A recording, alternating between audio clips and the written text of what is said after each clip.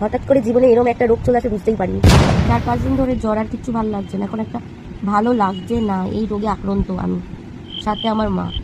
কিন্তু মা আমাকে ধোকা দিল, বললো তোর জ্বরটা কমতেই তোকে ঢোলাকপুর নিয়ে যাবো, ধর্মতলা দিয়ে বাস ধরবো।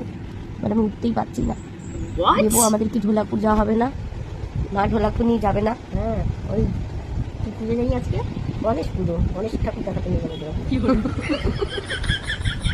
কত প্ল্যান করেছিলাম আমি আর ভকাই মিলে, যে মা মোদাক বানাবে, একবারে ছোটা ভীমের জন্য কটা নিয়ে যাব, ওখানে গিয়ে গণেশ পুজো দেবো। তুই এদিকে সেগমেন্ট হোস না বেবো, আমাদের যাওয়া হচ্ছে না, ক্যান্সেল। কাঁদিস না বেবো, কাঁদিস না। আসছে বছর আমরা ঢোলাকপুর আবার যাব, যাজ্ঞুর সাথে তোকে দেখা করিয়ে তোকেও নীল রং করে দেবো গায়ে। তুই একদম চিন্তা করিস না। দেখ মা কাঁদছে, মা কাঁদছে তোর জন্য, দেখ। ও দুঃখের চোটে মার চোখের জল, দিদির চোখের জল মোছাতে কোথায় উঠে যাচ্ছে। যাব আমরা একদিন, একদিন আমরা যাবই। মা ভকাইটার খুব মন খারাপ, জাগ্গুর সাথে দেখা করবে ভেবেছিল ঢোলাপুরে গিয়ে। নাক মোটা শেষ হতো।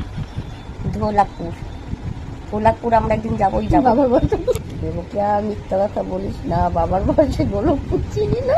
গোলকপুর না মা, ঢোলাপুর। নেবো তোকে আমি ইউটিউবে ছেড়ে দিচ্ছি, তুই ওখানে বসে জাগ্গুকে দেখ, বুঝলি? বলছে